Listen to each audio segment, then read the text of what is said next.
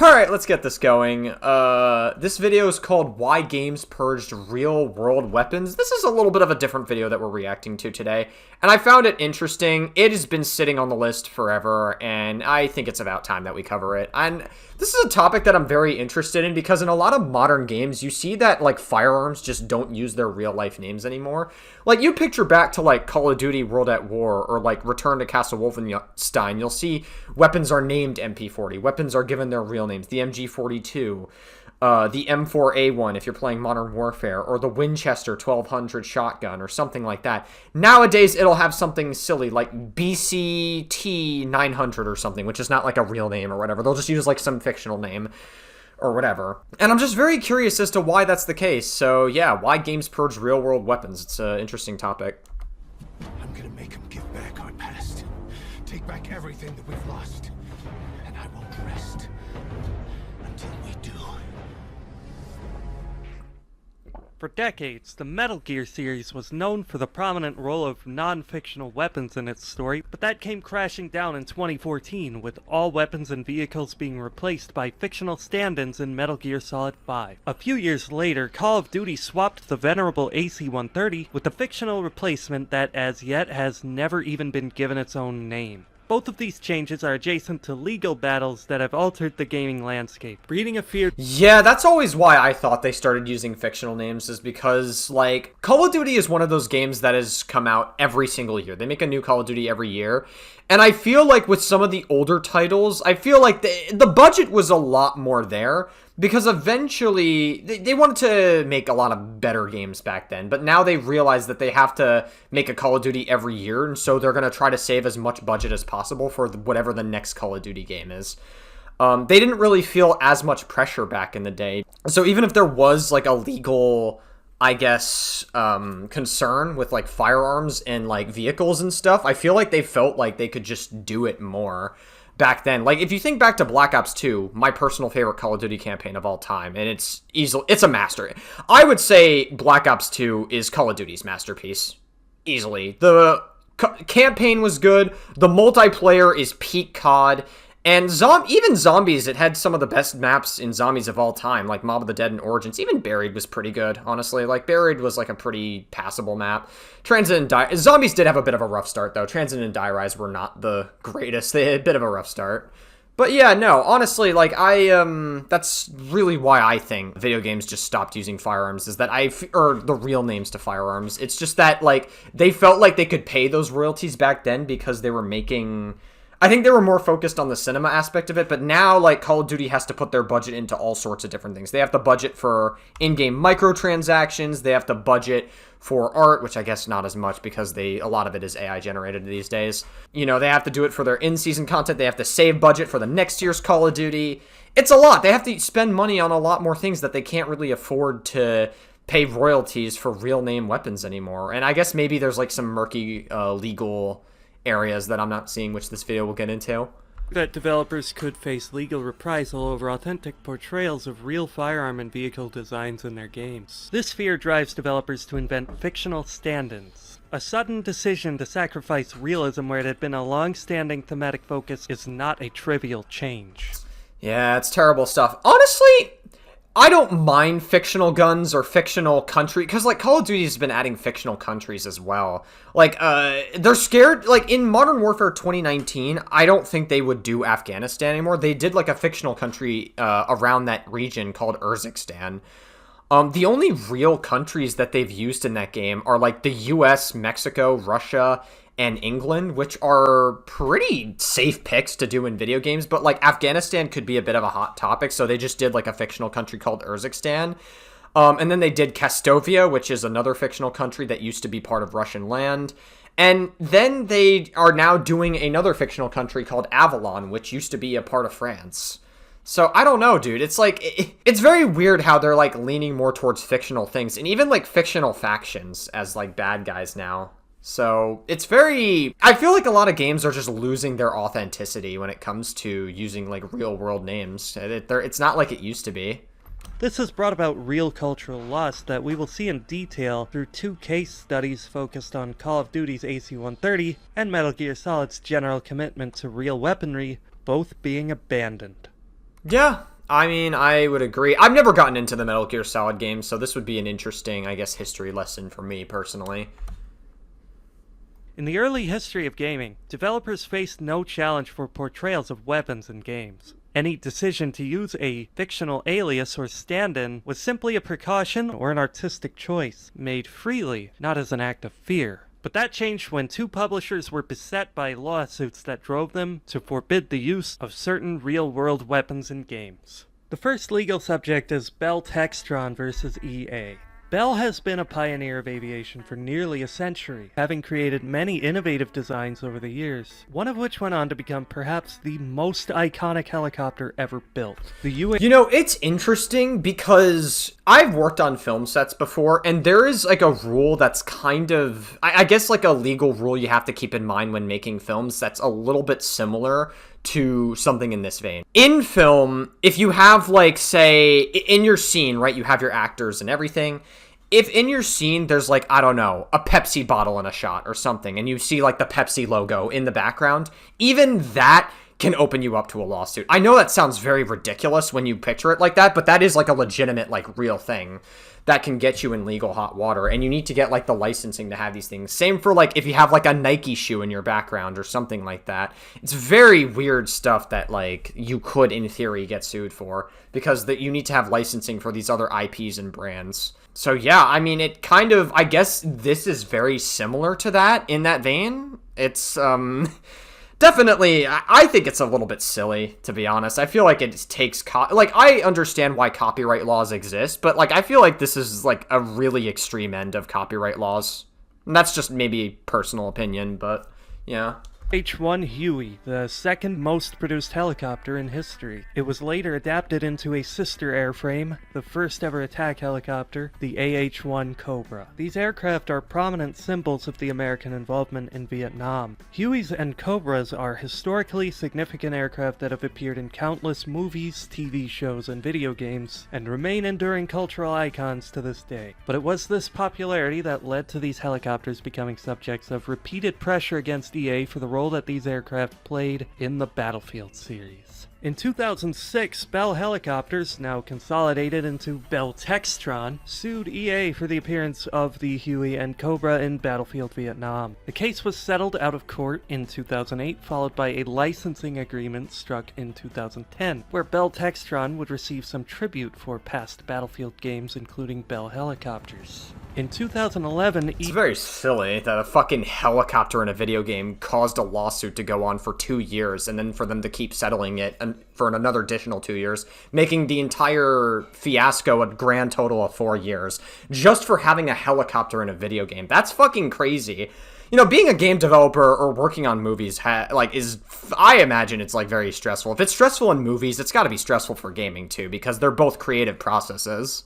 EA informed Bell Textron that they would use Bell's helicopters in Battlefield 3. Textron claimed that the new portrayals of their helicopters violated the agreement. This was despite the two platforms appearing concurrently in numerous other franchises without any challenge. Heedless of Textron's warning, Battlefield 3 launched in 2011, featuring newer models of the Huey and Cobra, playable in multiplayer, as well as the Bell V-22 Osprey as a non-playable vehicle. EA refused to pay Textron any royalties and filed a preemptive lawsuit claiming First Amendment protections and fair use. Textron responded with counterclaims that alleged trademark infringement, false designation of origin, and reputational damage. This dispute settled in 2013, with EA again agreeing to pay licensing fees. That's fucking crazy, dude. Bro, why are people so anal about a helicopter appearing in a video game? Wouldn't you be honored that, like, oh my god, look, there's our helicopter appearing in the game? Like, why are people so anal about this? I guess they just want to make quick money out of it. I don't know. But, like, it's, like, tons of fucking legal fees go into it just for that money. And then years of, like, headaches and papers and all this shit. It just seems like a lot of effort just to make some money. Battlefield 3 and 4 did not choose to include the Huey and Cobra arbitrarily. This was done in deliberate pursuit of authenticity. The American force in these games is the US Marine Corps, and the Huey and Cobra were chosen because these helicopters are operated by the Marines in reality. Battlefield 2042, released in the year 2021, includes a remastered Battlefield 3 experience, featuring the US Marines almost exactly as they appeared in Battlefield 3, with the same weapons, vehicles, even the same clothing on each class. Oh, and then they're gonna get sued again because they remastered it. That's so fucking anal. Oh my god. There's one peculiar substitution. The Marines are no longer seen operating the Huey or Cobra. Instead, these have been erroneously replaced with the Army's Black Hawk and Apache. This replacement is a misrepresentation of the Marines, and by extension a misrepresentation of Battlefield 3. This was not likely to have been an accident because every single drivable vehicle in Battlefield 3 got a shiny new update in 2042. Except for the Cobra and Huey, the two playable vehicles that EA got sued over. This is clear evidence of a reaction to legal pressure, and it persists. Battlefield 6, set to release a couple days from this recording, and 8 years after the second Bell Textron settlement, still avoids any and all Bell helicopters. This legal battle is not yesterday's news. That memory is still a deciding factor in what equipment developers feel safe in portraying. I mean, it makes sense why, from like a game developer standpoint, that they might be scared to use it, but I don't know, man. Like, there are a couple of instances where I think this goes too far. And, like, I get from a gaming developer standpoint, like, it's, you know, the fear of it. But, like, recently, Black Ops 6 had, like, Season 6, and they didn't even call the MP40 the MP40. They called it, like, something like the Dresden 9mm or something, and I'm like, bro, I'm pretty sure the manufacturers of the MP40 are fucking dead at this point. Like, I'm pretty sure at this point, if you use the real name of the MP40 in your game, no one would care. Like, it's such an iconic firearm. Everybody knows what the MP40 is. I doubt that you'll get sued over having the name MP40 in your BO6 game. So I do think that, like, they're a little bit too crazy when it comes to it.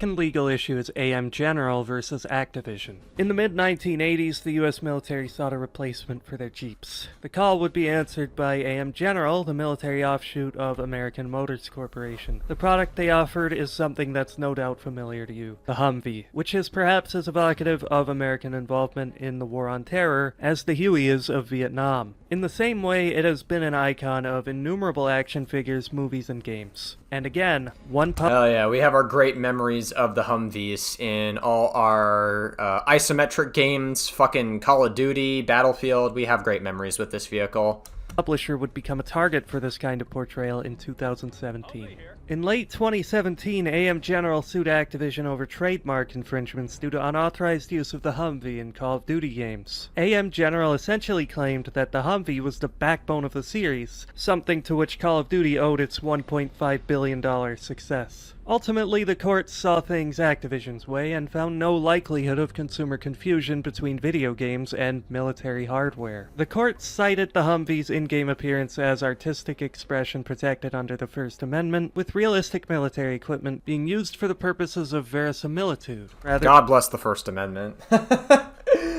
You know, for many different reasons. You know, of all the things the First Amendment would defend, a last thing I thought would be lawsuits of using fucking military jeeps and helicopters in fucking video games. That's the last thing you'd think the First Amendment would defend.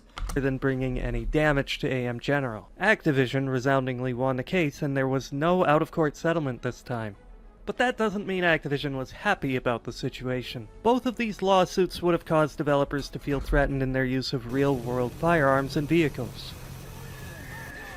It should come as no surprise that, despite the victory, after being many years present in the Call of Duty series, the Humvee has taken a long leave of absence. Much like the Huey in Battlefield, the Humvee didn't make it back into any prominent role in the Call of Duty series until 2023, and even then it appeared only as a fictionalized variant. Yeah, it's because everything in like the newer games, like in the Warzone era of COD, has to be fictional. Like literally, what is it? Makarov doesn't even have like his inner circle in the new Modern Warfare trilogy anymore. He doesn't even like, there's not really like loyalist Russians or anymore. Like now he just has a private military company called the Coney Group.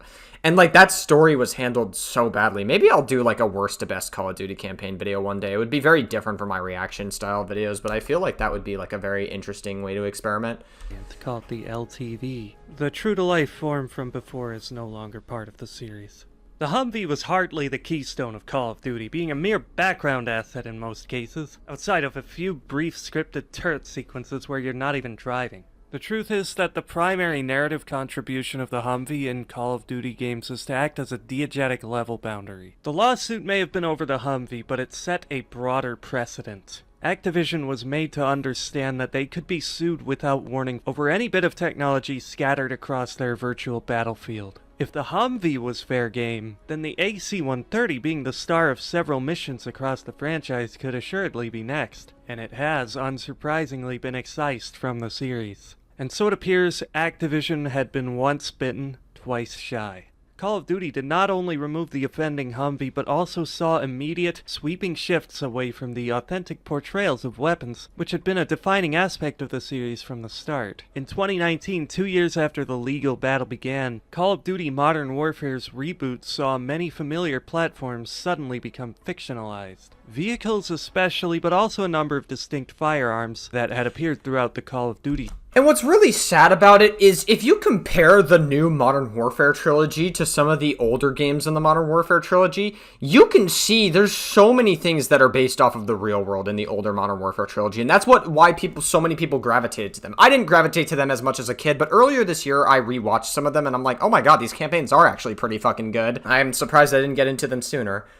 But like, you see these campaigns in the older days and everything is real. The firearms are real, the vehicles are real, the armor's real, and everything. And what really makes the later Call of Duty games, especially the newer Modern Warfare trilogy, just like a little bit more soulless and like losing in its potential is the fact that like everything just seems fictionalized. Like some of the factions are completely fictionalized, some of the countries are fictionalized, some of the weapons are fictionalized, and it's very like, it gets to a point where, listen, fictionalizing things is a choice, and like it can be a very good choice at that too.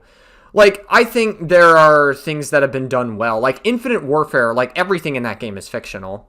But it's a great campaign. It has a very, very solid campaign. It's probably like an underrated masterpiece, I would even argue. I definitely put it in like low B or maybe even like high A, actually. Or high B or low A is what I meant. But like, there are things you can do to fictionalize like certain aspects to your story and make it well done. If it still feels grounded and if it still feels real enough, I feel like that's like fictionalizing things isn't a problem. But it becomes abundantly clear when video games are just so fucking terrified to just like take any risks. And it seems like Call of Duty has just been so scared to take risks nowadays. Series. Activision observably became more cautious after that lawsuit. Call of Duty forfeited its non-fictionalized Humvee even after the dismissal of the lawsuit gave them clearance to use the Humvee as they pleased. Everything else is only less certain.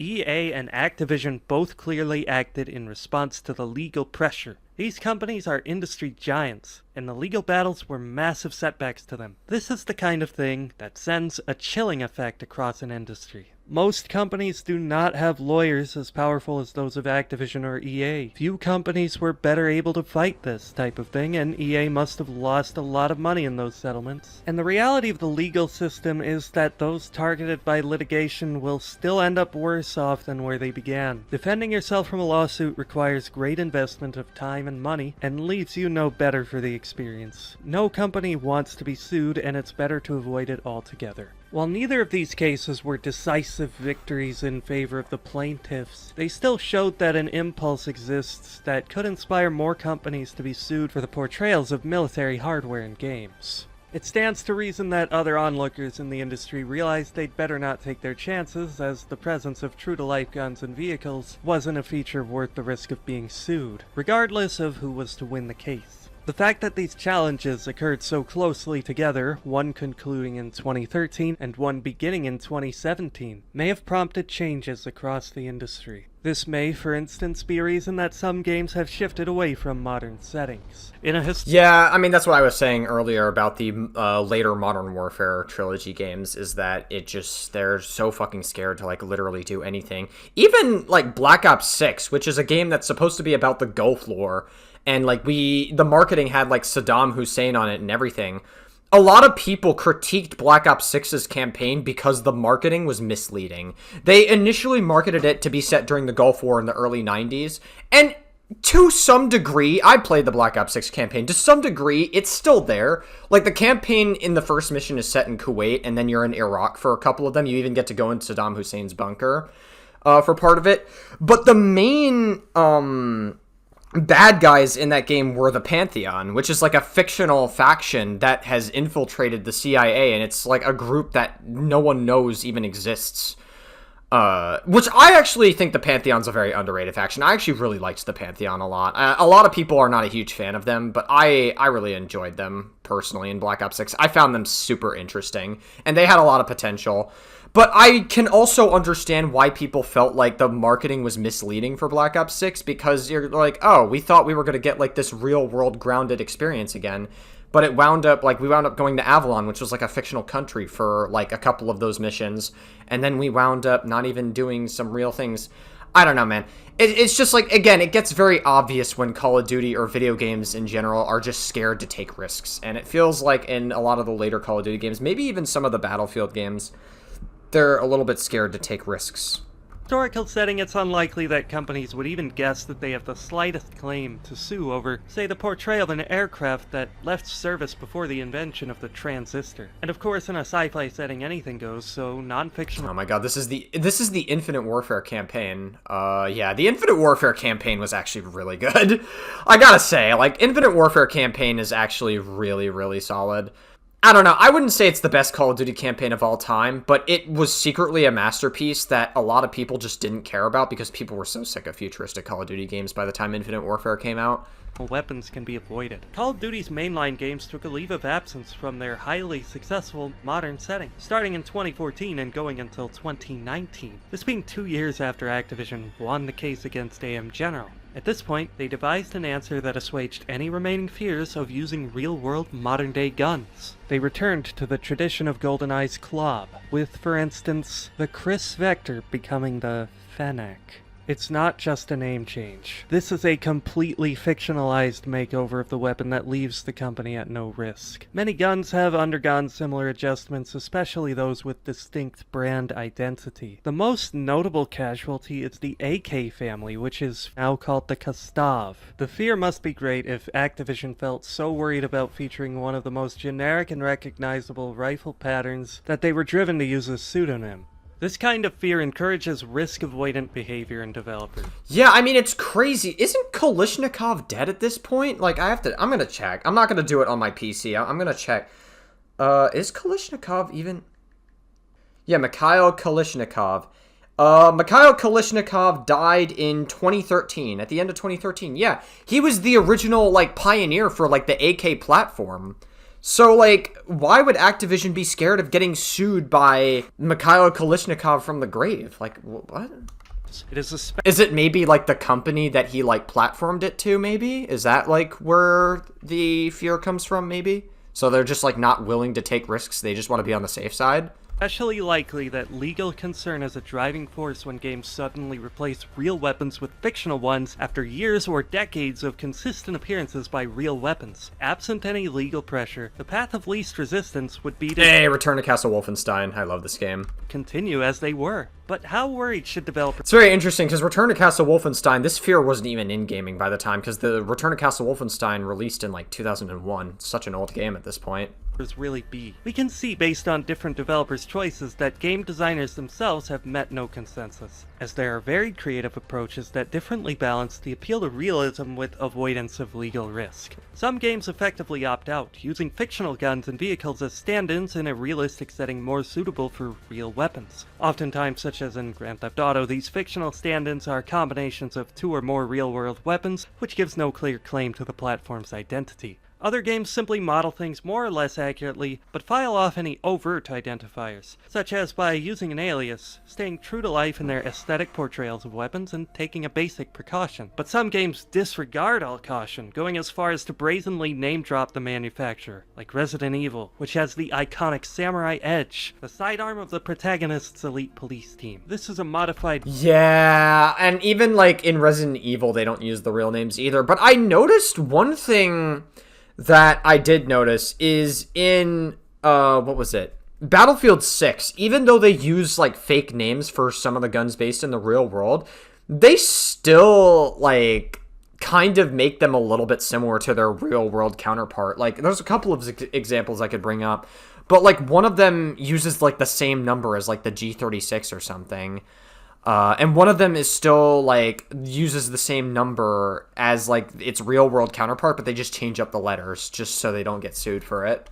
Beretta, a fact which the games themselves explicitly state. This weapon has appeared prevalently across the franchise. It can be seen unabashedly in marketing material and even promotional physical merchandise. Capcom sold airsoft models of the Samurai Edge built by Tokyo Marui, a physical likeness of Beretta's pistol being sold as official licensed Resident Evil merchandise raises the question of what other games are so afraid of, as Beretta itself does not appear to have been troubled in this case. If developers can go that far selling physical merchandise in the likeness of real firearms, it may seem that the choice to avoid accurately representing real-world weapons was misguided. A safe but unnecessary choice. But the maybe. I mean, I don't think that they're willing to, like, take risks. I do agree that, like, I think Activision is just, like, it's a better safe than sorry kind of thing. They don't want to, like, put that much effort into any legal lawsuit again.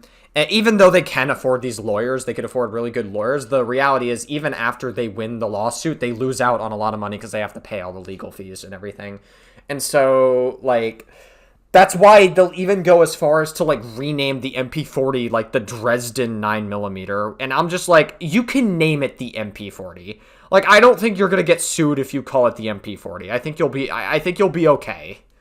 Mentioned legal challenges give credible reason to think otherwise. Developers have very unclear precedent on this matter. The varied handling of real-world weapon identities demonstrates that games face uncertain legal standing in portraying real-world weapons.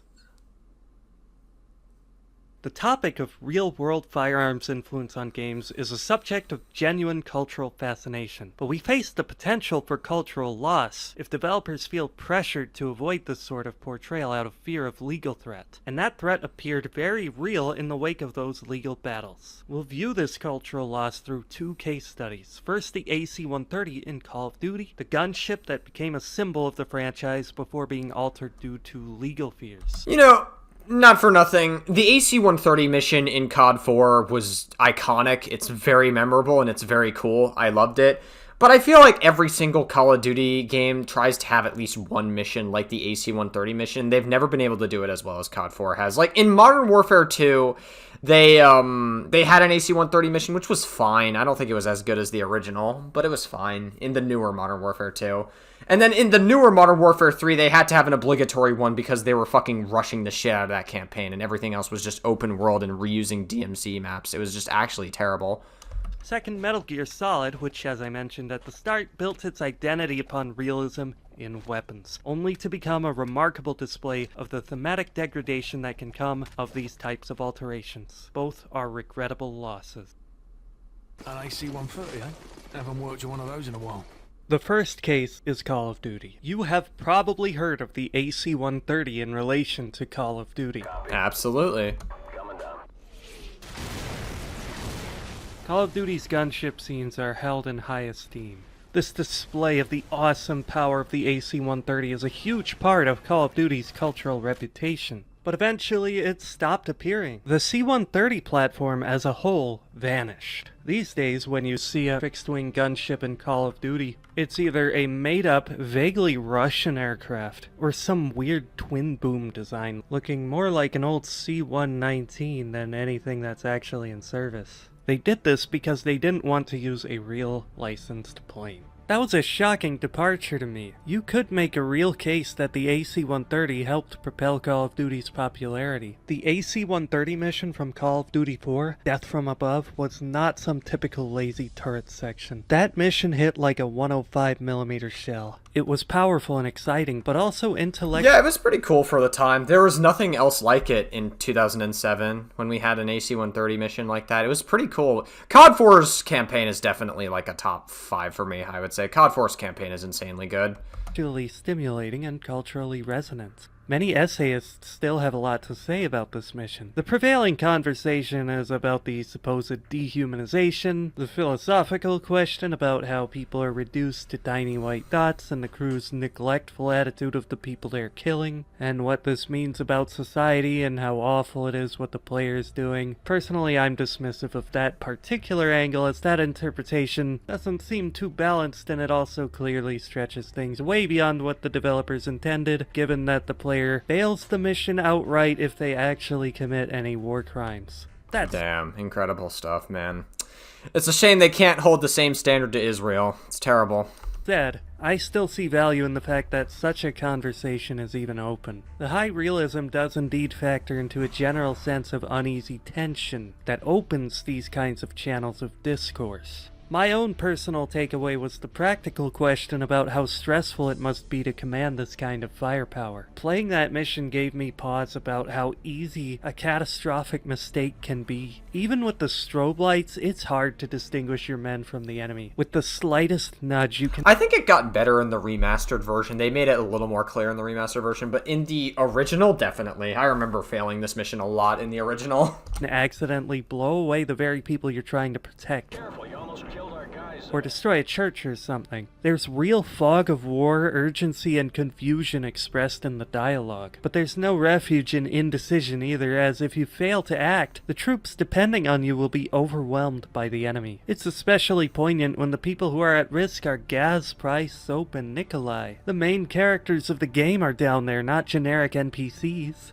And the AC-130 scene isn't just a poignant one. It's also genuinely exciting. And that's because it's real life, not science fiction. The AC-130 is this awesome machine capable of all this immense destruction. Well, we also have to remember, when you use the real names and you portray the models off the real things, it does make the game feel more real. So it's a little bit of a letdown when, like, everything just becomes fictionalized. It just, the game feels less real and authentic, and it just, like, it takes away from, like, kind of the culture of it. It's understandable why the developers do it, you know, it's not really the developers' fault, I said fart, it's not really their fault, it's kind of just like, it's one of those things where it's like, you know, they are a little bit terrified legally, because lawsuits, fear of lawsuits is a very real, and, you know, quite frankly, it's just not worth it. And I'm sure the devs, if they really wanted to, I feel like if the devs were allowed to express that creative freedom, they absolutely would. I mean, I know the people at Treyarch are very talented devs. The people that have worked there have let their creative run, I guess their creative freedom run, and they've been able to do some great things with it. You know, like, we've gotten the original Call of Duty Zombies, World at War, Black Ops 1's campaign, which was only made in 9 months, by the way. Fun fact, Black Ops 1's campaign is, like, one of the best campaigns we've ever gotten. For me, it's, like, the top, maybe 4, I would say. Black Ops 1 is top 4. But, like, it was only made in 9 months. And a lot of it is because the engine was kind of already there. A lot of that engine is from World at War. It's basically like a better and more, I guess, cleaner version of World at War's engine. That's what Black Ops 1's engine is on. It just fixes a lot of the bugginess and jank from World at War's engine. Now, they're just too scared to do anything. And also Black Ops 2 as well. Can't forget BO2, the best campaign of all time in Call of Duty.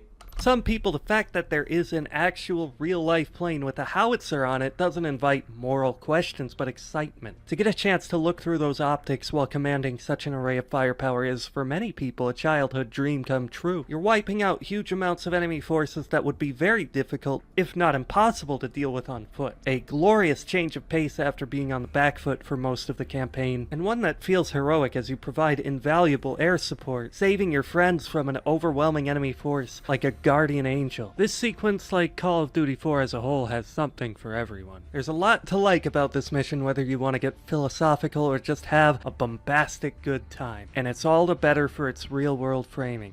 Beyond building discourse and excitement, the mission was a great display of the game's commitment to tactical culture. The realistically presented AC-130 is the apex of the realistic aesthetic that Call of Duty 4 sought. It's the peak of a well-presented theme. The AC-130 sequence is easily the most realistic stretch of the game. It drew... Yeah, okay, I mean, I guess that's fair. I'm just trying to think, is there any other realistic moment that Call of Duty has had in history? No, I'm not really thinking of it right now. No, guess not. I guess the AC-130 is the realest thing. Maybe no Russian, I guess. I mean, I don't know. Have we had a catastrophe as no Russian? There's no way, like, only, like, 2 or 3 guys, or what is it, 3 or 4 guys, actually, could, like, shoot up an entire airport without some response or, like, I guess, repercussions for their actions. But I guess the thought of a mission like no Russian happening is very scary. Real gun camera Definitely one of the darker missions in Call of Duty history.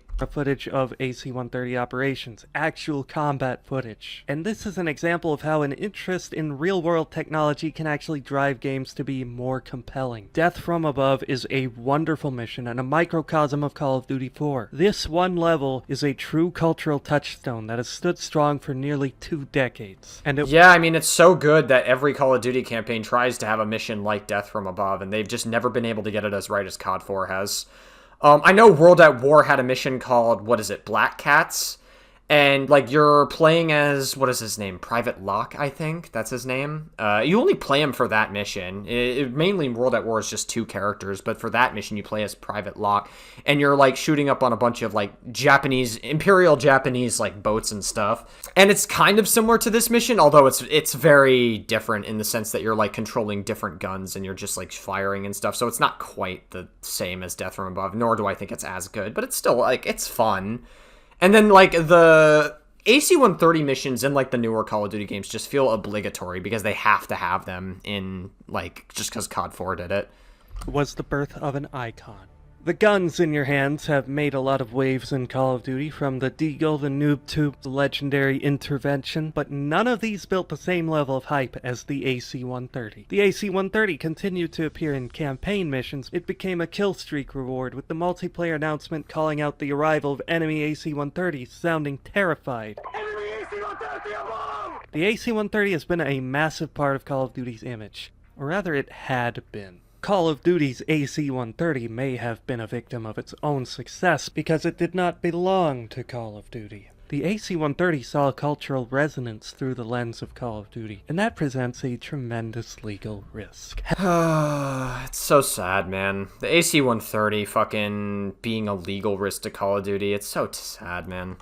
Having your cultural touchstone be... It's just unfortunate, man. I just really hate that, like, companies are just so anal about licensing and shit. It's like, I don't know, man. Like, if I was the owner of a company and, like, I had a product, like, I don't know, like Nike, for instance, which is, like, obviously the shoe brand, Nike, right? And that was in, like, the background of a film, or if that appeared in, like, a video game, I'd be honored, personally. I'd be like, oh, wow, hey, there's our product. There's the thing. You featured it in our game. Hey, that's cool. That's cool stuff. It's not like these video games are trying to, like, steal it or take credit for their work or whatever. Like, I can understand why copyright laws exist, because there are people that try to steal and, like, take the name and take the credit and patent credit for stuff. Like, for example, if you guys are familiar with the stories of the SCP Foundation, we're really gonna get into, like, the whole legal rabbit hole of this conversation. Like, the SCP Foundation is, like, a legitimate thing, and I think there was, like, a guy in Russia who tried to patent and trademark SCP for himself. Because technically these were just stories that they put out online that millions of people could read for free. There was no actual trademark on it. And then it became like a whole legal battle, like overseas with like people in the US and in Russia. And I think the story got so big that even like Markiplier made a video on it spreading awareness because he has historically done SCP on his channel. And it was actually like very crazy that it's like, obviously people are out there to try to steal and patent shit. I can understand that. That's why copyright laws exist. That's one of the biggest reasons why they exist. And I understand that, and I think anyone would.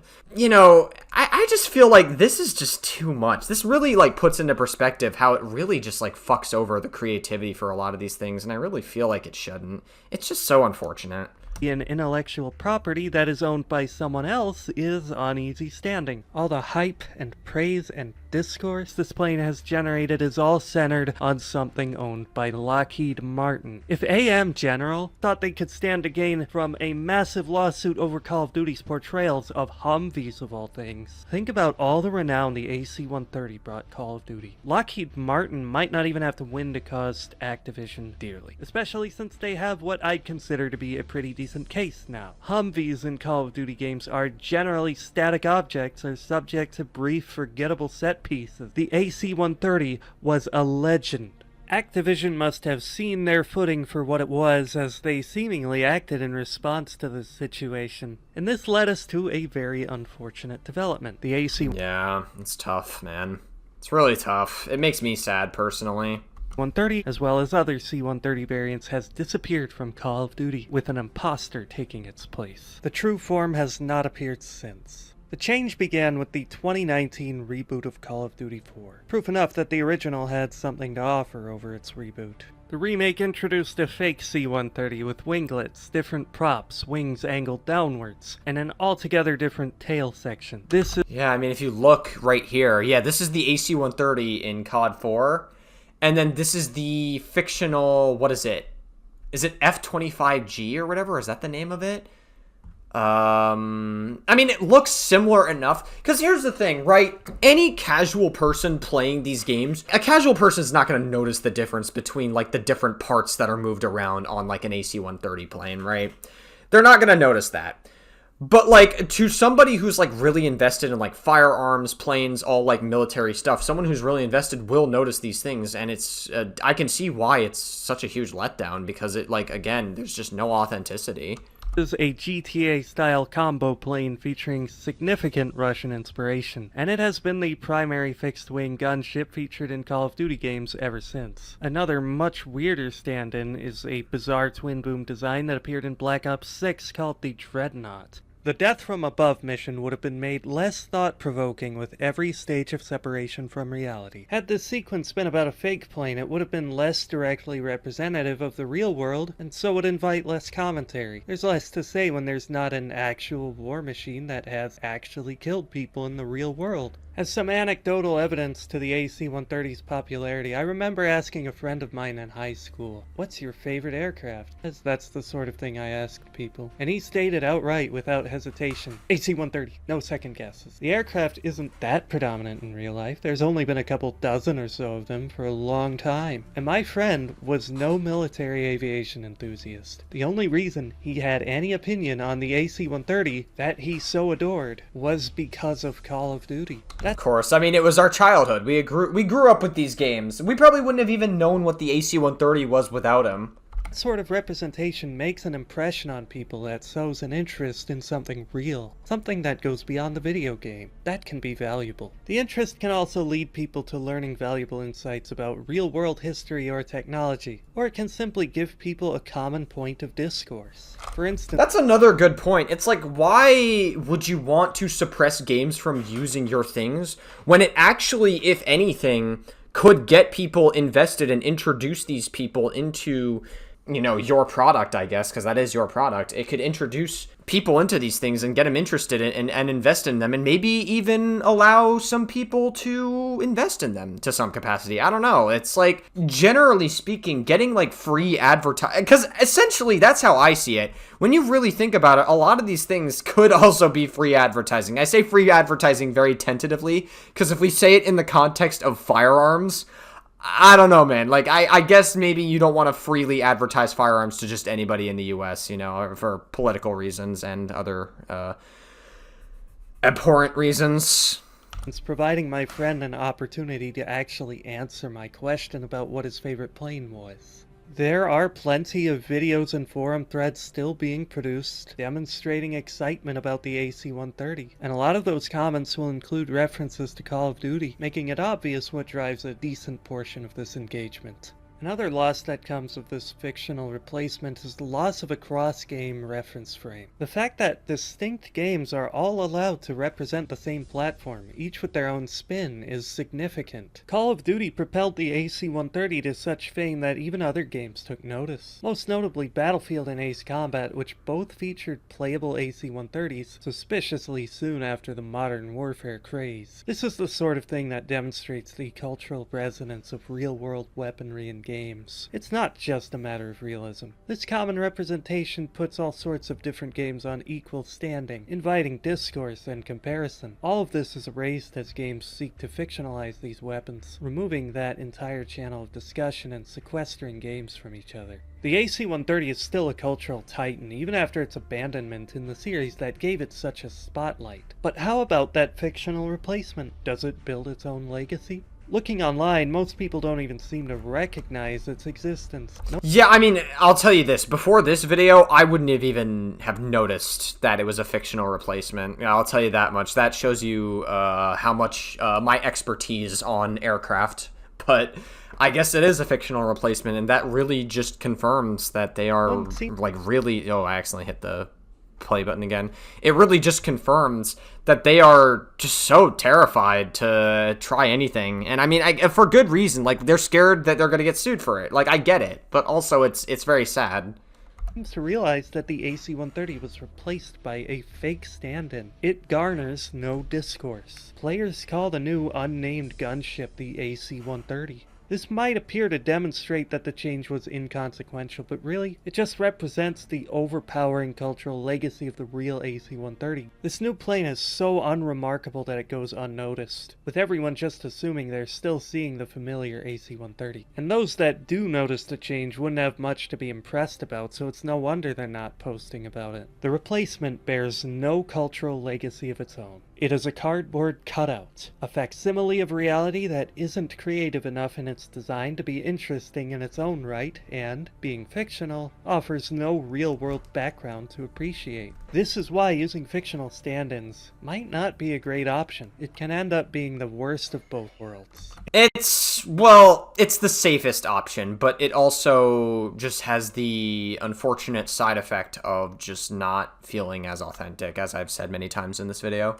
It's not likely that Lockheed Martin has suffered due to Call of Duty's appropriation of its design. He definitely hasn't. I mean, they're still going to make a fuck ton of money considering, like, the military still wants to invest in these kinds of things anyways. And if anything, these games are just free publicity to their product. Because at the end of the day, they just want to make money, right? That's the reason why they sued in the first place. They want to make more money off of it. Right? That just makes sense. And so this is where copyright laws can get a little bit just way too fucking anal about this stuff.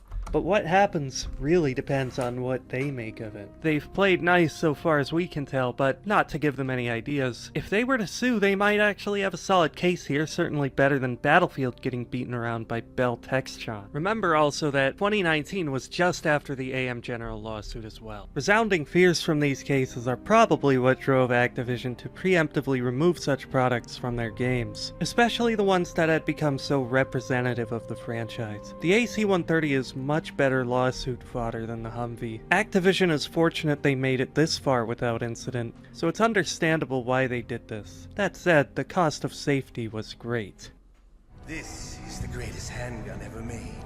The Colt Single Action Army. The second case I want... Oh, God. Wait, if that was in, like, one of the Metal Gear games, because they've been remaking some of the older Metal Gear games, I wonder if the remakes, if they've ever had to change that.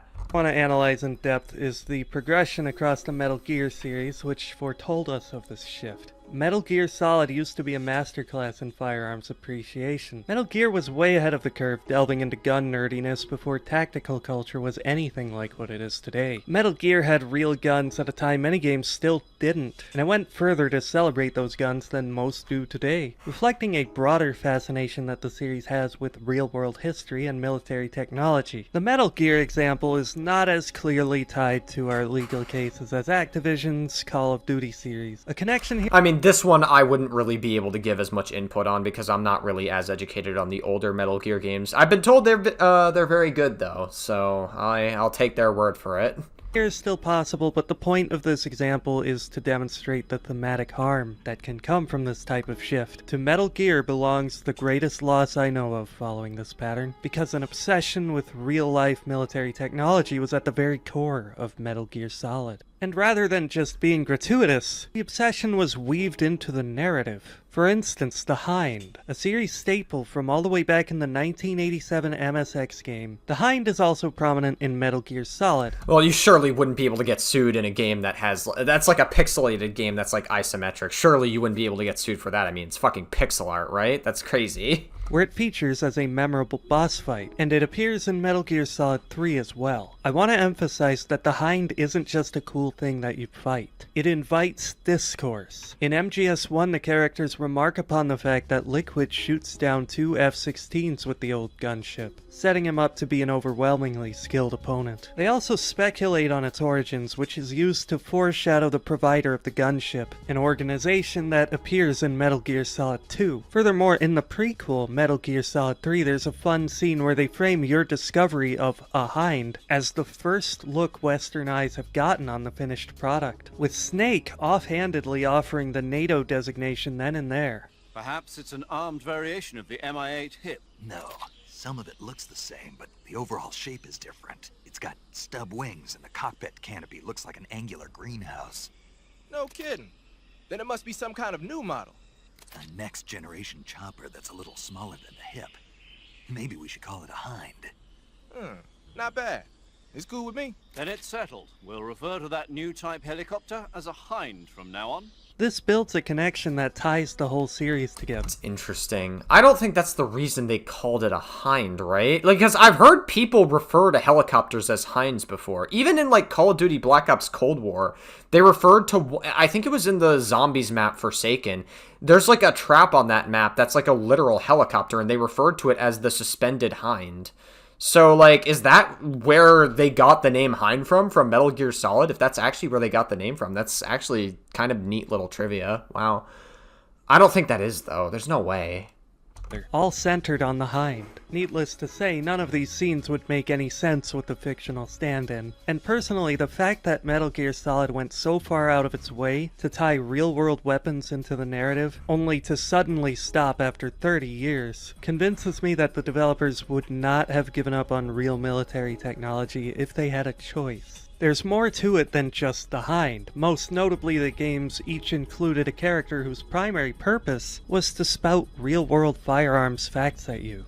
Gun trivia was a distinct facet of the series' identity. But then in 2014, Metal Gear Solid 5 broke the long and respected tradition. Real guns and vehicles are just gone. The games went from including these lovingly rendered guns whose historical context is explained in depth to GTA-style Franken guns. Even the Hind is no more. This case stands— that's sad.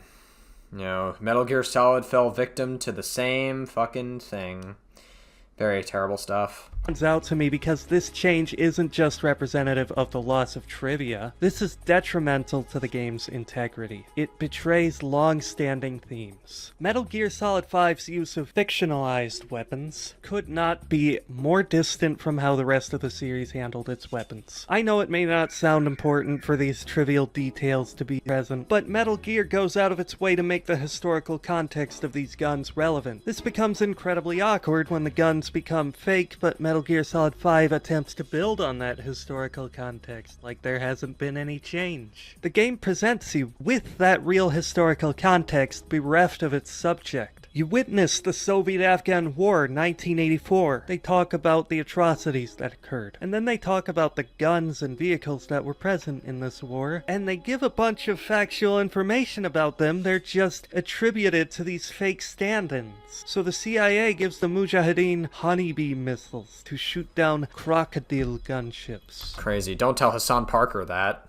because Hassan Parker will say that this is Western propaganda. You know, our favorite Twitch streamer who loves terrorists. This comes off as a misguided attempt for the game to have things both ways, trying to inject all this real-world history in the same stroke that it refuses to call a spade a spade. The falsity of these weapons belies the game's very serious commentary. The game boldly condemns America and the USSR in the harshest terms, and it is hard to take this seriously when they're talking about issues such as the fate of Afghan women in the Soviet invasion while tiptoeing around the fact that the Soviets had what you might call an AK. This selective authenticity puts the game at odds with itself. There are significant problems downstream of this, the inconsistency with the rest of the series, introducing several narrative paradoxes. There are thematic consistency issues, and overall it makes it clear that the game's intended creative vision was stifled by some restriction. Nothing puts this in perspective like the fact that the real-world Stinger missile's role in Afghanistan is described in real terms in Metal Gear Solid 1 itself. Stingers are very potent, short-range, low-altitude SAMs. In Afghanistan, the Mujahideen shot down hundreds of Soviet aircraft with them. This is not a cherry-picked example. Who's that voice actress? I swear to God I recognize them. I swear I've heard them somewhere. Maybe I'll check the cast of Metal Gear Solid after this video, but I swear to God I've heard that person before.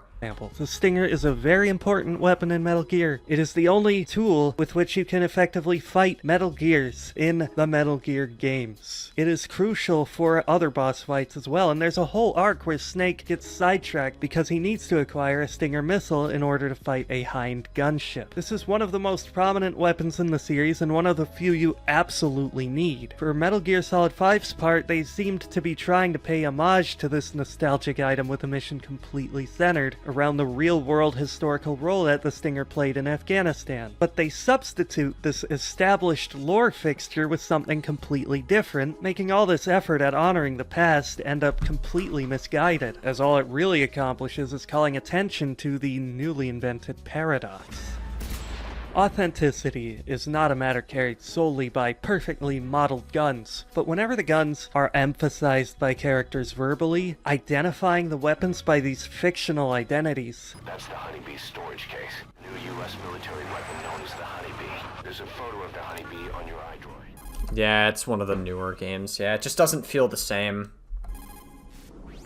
The Hind is still around. You'll need a surface-to-air missile to take him on, like a Honeybee or something. It starts to feel like if Mafia movies stopped having Thompson submachine guns and replaced them with some strange fictional prop. The weapons are a useful visual shorthand that has various pop culture and real-world historical connotations that carry a lot of weight. You can tell you're watching a Vietnam movie without the characters reminding each other aloud of the fact that they are in Vietnam to fight a war by the easy visual shorthand of seeing troops with first-generation M16s and M60s who are jumping out of Hueys. Using stand-ins for this purpose would be confusing, maybe even embarrassing, and it would reflect a great overreach of copyright law if cinema were forced into such a position. Another critical element is the effect this has on consistency and characterization. Metal Gear used the cultural context of its weapons to represent facets of the game's characters. Ocelot has an entire character arc that revolves around his choice of firearm. Revolver Ocelot has a certain connection to America, which is foreshadowed by his use of one of the most distinctly American guns in history. The Colt pistol. And I remember seeing even though I'm not into Metal Gear that much, I remember seeing like a behind the scenes video of the guy doing mocap for this character specifically. That's how iconic this scene was. But now it's one of the biggest parts of his character is just completely gone. Like the Colt single army action weapon is like one of the more iconic parts of his character, from my knowledge of it anyways. But now it's not. They have to replace it with like a fictional revolver to some capacity. cult single-action army, a symbol of the cowboy, an enduring cultural legacy of the American frontier. For this supposed Russian operative to use such a weapon invites curiosity. The gun is, again, a storytelling element, this time with real-world history telling us about the character that wields it. A major theme in Metal Gear Solid, and Ocelot's character in particular, is complicated loyalties, and Ocelot's preferred firearm symbolizes this in him. The cult single-action army defines Ocelot. He is a master with it. His association with it is iconic, an extremely memorable part of Metal Gear Solid. 6 bullets, more than enough to kill anything that moves. Can you even imagine a scene like that about the Tornado 6? Would that really be as impactful? Would Ocelot have anything substantial to say about this random fictional gun that suddenly first appeared in this game without any prior context? When guns like this are replaced with fictional weapons, those historical ties become impossible to connote, and the opportunity for discourse becomes much more difficult. And that's exactly what happened in Metal Gear Solid 5, which gives Ocelot this completely fabricated and highly unorthodox revolver that fires out of the bottom cylinder that looks like more of a sci-fi gun from Ghost in the Shell than a cowboy classic. Metal Gear Solid 5 replaces a cultural icon with a gun that bears no distinct identity and garners absolutely no discussion from the characters. For instance, Ocelot does not talk about how the low-fitted barrel helps reduce recoil, or how it's the greatest handgun ever made. It's just inexplicable. These fictional firearms usually just end up being simple props with no narrative context, like narrative white noise. As a result of this change, all the significance of Ocelot's cultural ties to America is removed from the story. It really is just farcical because it's also incongruent, given that this is an interquel set between Metal Gear Solid 3 and Metal Gear Solid 1, in both of which Ocelot uses the single-action army quite proudly, a weapon for which his passion evidently never wavered. It's a can't be a true cowboy. Sucks, man. Direct, terrible stuff. Logical discontinuity. Sorry, I haven't really been giving that much commentary here. I kind of pretty much have said a lot of... I'm gonna just be real. I've kind of said everything that I've needed to about this topic. One thing I will say about this video is I don't think this needed to be as long as it is. I think for the most part it's a pretty good video. I just think it would have been better as like a 30-minute video to get your point across. Because I feel like making this video 40 minutes and then extending and like it describing all the details, it kind of just feels like the video creator's repeating himself. And this is not really like a big dig. Like for the most part, this video has actually been pretty good and very informative, and I've actually really enjoyed this video. But it's just like there's not really much else I can say in this part because I haven't really played Metal Gear. In the story, as well as a loss of thematic depth in his character. This simply should not have happened. This is not just about me preferring when games engage in gun nerd tendencies. The loss of these weapons comes with substantial narrative compromise. I do wonder, though, if at some point down the line that, like, maybe the companies that, like, are behind these weapons, that are behind these Heinz or AC-130s or whatever, they'll look at this video maybe sometime down the future, or maybe they'll look at this issue down the line. They'll be like, okay, maybe we're a little bit too harsh on these issues. I wonder if they'll ever do that. I think that's probably just fucking copium on my part, to be honest with you. I mean, at the end of the day, a lot of these companies are interested in what any other company is interested in, and that's making money. So if there's any sort of opportunity, even if it feels unfair, to sue creative and basically kill creativity by suing these other video games or movies for featuring their product in there without the proper licensing done behind the scenes, then, they're going to try to take that opportunity because at the end of the day, they are interested in making money, even if it takes years of legal fees, years of blood, sweat, and tears, and just time and effort. People will do anything for money, I guess, these days. Real weapons have a role in the story informed by the boundless depth of reality. Fake guns, however, do not have any real-world historical context to draw from. The groundwork would need to be laid within the game that invented this fictional device itself, which would require lengthy and unwelcome world-building to introduce them. Otherwise, the developers must accept that players will have no preconceptions about these fake weapons. So what could anybody possibly say about them? These are the sorts of benefits that are lost if you try to substitute an important reality with a meaningless fictional equivalent. Any commitment to realism is deflated. Any cultural connotations become buried. Any realism-driven opportunities are discarded. An important point is that so far gun manufacturers have not stirred up this kind of trouble, just vehicle manufacturers. As mentioned earlier, Capcom sold the Samurai Edge airsoft guns based exactly on the likeness of the Beretta 92F. And I wonder if they ever got retroactively sued for that, by the way. If Capcom ever retroactively just, like, had gotten in serious fucking trouble. faced no challenge from Beretta. This is speculation, but I would wager that it's mostly due to how the products themselves relate to games, culture, and the consumers. Guns are personal items that you can buy for a few $100s. Video game portrayals of guns aren't a damaging infringement. They're a free advertisement. There's a good chance that some of— I think they are free advertisement as well. That's kind of how I see it. Personally, as weird as that sounds, I kind of wouldn't really word it like that as much because, you know, you don't want to give free advertising to the wrong person when it comes to firearms, but yeah.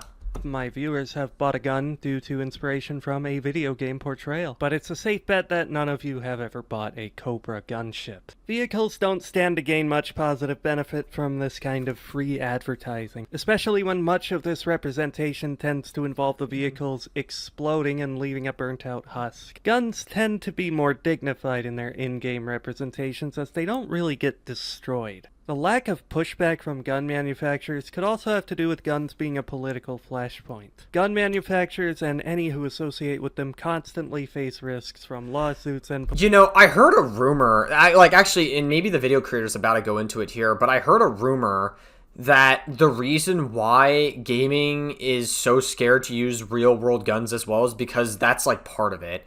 Is that they don't want to use the free advertising to then give somebody the idea to go buy a firearm and do something horrible or something. I think that's a silly reason because there's a lot of overlap with the same argument that video games causes violence in the real world, which is a scapegoat that politicians use to try to dismiss the entire issue. People have done countless fucking, like, I guess they've done countless research on that, and there's absolutely no correlation between the two, like none whatsoever. It's copium. Politicians are massively coping when they say that video games cause violence, and I feel like a lot of people were saying maybe that's part of the reason they did it, but no, it's purely because of legal reasons. Absolutely. I feel like if Treyarch had the choice, they would base it off some aspects in the real world. Political. Because they are super talented. They've made some great stuff when they've been able to do that back in the day. Scrutiny. There's no need for them to paint a target on themselves by cracking down on consumers of video games when they're already in a vulnerable position, especially when video games empowering players with their products may be the best thing that's ever happened to their reputation. By contrast, military vehicle manufacturers have no direct connection to the American consumer, for better or worse, and so they're much better poised to go on the offensive. But even if there are real reasons that gun manufacturers just aren't likely to put forth the same kind of legal challenge, those challenges from vehicle manufacturers can be implicitly associated with any weapon builder in the minds of developers. Regardless of the motive behind these lawsuits, video games certainly appear to be subject to a unique level of scrutiny. Apocalypse Now featured the most iconic portrayal of the Huey ever. If anything was ever lawsuit-worthy, it's the movie that made the Huey become intrinsically linked to Richard Wagner's Ride of the Valkyries and But I guess they never did because the movie was just that good, I suppose. It was just that iconic. Popular consciousness, with many other franchises combining the pair directly due to this inspiration. What's more, the choice to use Ride of the Valkyries was not innocent. It was intended to be evocative of fascism. This could reasonably be considered offensive to the brand. Why is this less lawsuit-worthy than Battlefield's politically agnostic game about Vietnam, featuring the Huey as a playable vehicle in a multiplayer sandbox? Indeed, countless movies have featured the Huey, and none have faced legal threat from it. This scrutiny builds into developer fears that have many adverse downstream effects, giving us less to talk about, removing that cross-game touchstone that real weapons carry, and being a concession on artistic freedom that artificially limits the potential for imagery reflective of reality. Developers should not need to operate under this fear and uncertainty. There's nothing wrong with fictional weapons, but when developers clearly intended for a particular design in pursuit of realism, but are then forced to compromise on that, it's a compromise on their vision.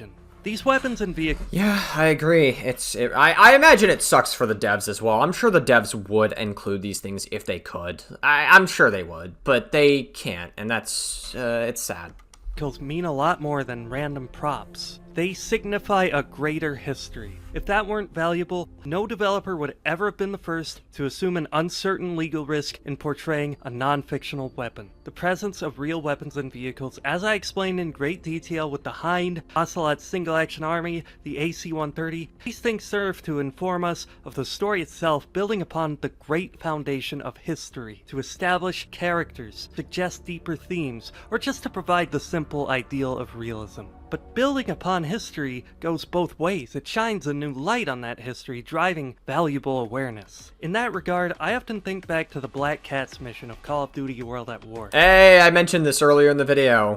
Catalina crews were unsung heroes of the Second World War, who rescued many airmen and sailors, and very few have heard of what they did. It was an obscure historical footnote, but the Black Cats mission, while it's not even remotely realistic, did shine a light on the courage and heroism of those aviators. The level Black Cats is no substitute for a history lesson, but it made a grand gesture in the right direction that sparked excitement and intrigue that still to this day inspires people to learn more about that history. This memory would perhaps only be tarnished if the same attempt was made to honor their legacy, but with planes spun up by the developers displaying their creative prowess, instead of being carefully based on what those men actually flew in. Whether we like it or not, people's perceptions of reality is dictated by fiction to some degree, and the loss of non-fictional weapons comes with the loss of interest in reality. Damn, that's very depressing stuff. Good video, though. Good video.